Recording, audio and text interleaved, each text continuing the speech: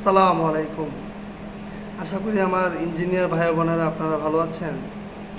আজকে যে বিষয়টা শেয়ার করব সেটা হচ্ছে ডিপ্লোমা। আমরা যারা ডিপ্লোমা পাওয়ার টেকনোলজি থেকে পড়াশোনা করছি, বিশেষ করে তাদের উদ্দেশ্যে এই ভিডিওটি। দেখেন, আপনারা অনেক কষ্ট করে 4 বছর ডিপ্লোমা ইঞ্জিনিয়ারিং শেষ করেছেন। আপনারা অনেকেই জানেন না আপনাদের জব সেক্টরগুলো কোথায়। আর বাংলাদেশে বর্তমানে যে একটা অবস্থা, কেউ আপনি ইলেকট্রিক্যাল থেকে পড়াশোনা করেন বা মেকানিক্যাল থেকে করেন না কেন, বেশিরভাগ জায়গায় কিন্তু এগুলো মিক্স করা। যেমন অনেকেই আছেন ইলেকট্রিক্যালে পড়াশোনা করে অন্য সেক্টরে কাজ করতেছেন, অনেকে আছে মেকানিক্যালে পাশ করে দেখা যাচ্ছে অন্য একটা সেক্টরে, মেকানিক্যাল না, ইঞ্জিনিয়ারিং সেক্টরে কিন্তু নিজ ডিপার্টমেন্ট না। মেকানিক্যালরা ইলেকট্রিক্যালে কাজ করতেছে, ইলেকট্রিক্যালরা মেকানিক্যালে কাজ করতেছে। তো ঠিক তেমনিভাবে আরেকটা টেকনোলজি পাওয়ার। তো আমরা বাংলাদেশের সমস্যার কারণে, যার কারণে আমরা এক ডিপার্টমেন্ট নিয়ে পড়াশোনা করি ঠিক আছে, কিন্তু ওই ডিপার্টমেন্টে জব করা বা কাজ করা খুবই কষ্টকর। যারা শুরুতে পেয়ে যান তাদের কপাল ভালো, আর যারা পান না বেশিরভাগই সমস্যা।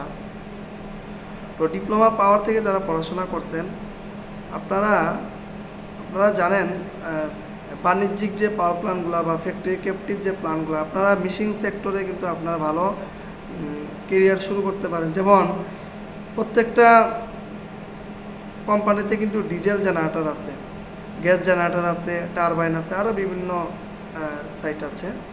তো আপনারা চাইলে ফ্যাক্টরিগুলার ডিজেল জেনারেটর বা গ্যাস জেনারেটর সেক্টরগুলোতে কেরিয়ার করতে পারেন। আমি বিভিন্ন কোম্পানিতে দেখেছি যারা ডিপ্লোমা পাওয়ার থেকে পড়াশোনা করছে, বেশিরভাগই ফ্যাক্টরিগুলো ক্যাপটিভ প্ল্যান্টে সুযোগ হয়েছে, পাওয়ার প্ল্যান্টে চাকরি করেন। তো ফ্যাক্টরিতে অনেকেই আছেন দেখা যায় যারা পাওয়ার থেকে পড়াশোনা করেন, ফ্যাক্টরির যে ক্যাপটিভ প্ল্যান্টগুলা, যেখানে কোম্পানিগুলোর নিজস্ব ক্যাপটিভ প্ল্যান্ট থাকে, যেমন ডিজেল হতে পারে বা গ্যাস জেনারেটর হতে পারে। আপনারা যারা পাওয়ারে আছেন, আপনারা কিন্তু ইলেকট্রিক্যাল একটা সাবজেক্ট কিন্তু আপনারা পড়েন, সেটা হচ্ছে কি বলে সুইচ গিয়ার, তাই না? এই জন্য আপনাদের সুযোগটা এই সেক্টরে ভালো। এই জন্য আমি আপনাদেরকে বলবো যে আপনারা চাইলে ফ্যাক্টরিগুলো ক্যাপটিভ প্ল্যান্টগুলোতে কেরিয়ার করতে পারেন।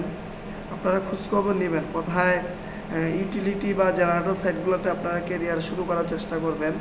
বিশেষ করে বিডি জবসে অনেক সার্কুলার হয়, লেখা থাকে যে আমরা একজন সাব অ্যাসিস্ট্যান্ট ইঞ্জিনিয়ার নিব জেনারেটর সেক্টরে বা ইউটিলিটি সেক্টরে।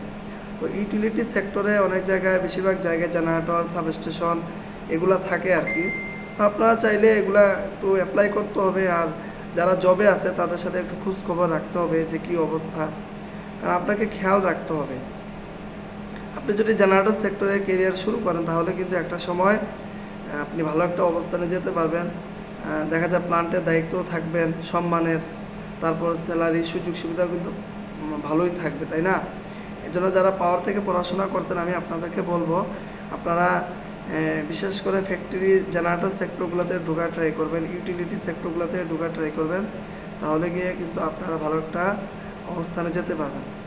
তো আশা করি এই ভিডিওটি আপনাদের কাজে লাগবে। আপনারা একটু চেষ্টা করলেই কিন্তু সব কিছু সম্ভব। ঠিক আছে, সবাই ভালো থাকবেন। আসসালামু আলাইকুম।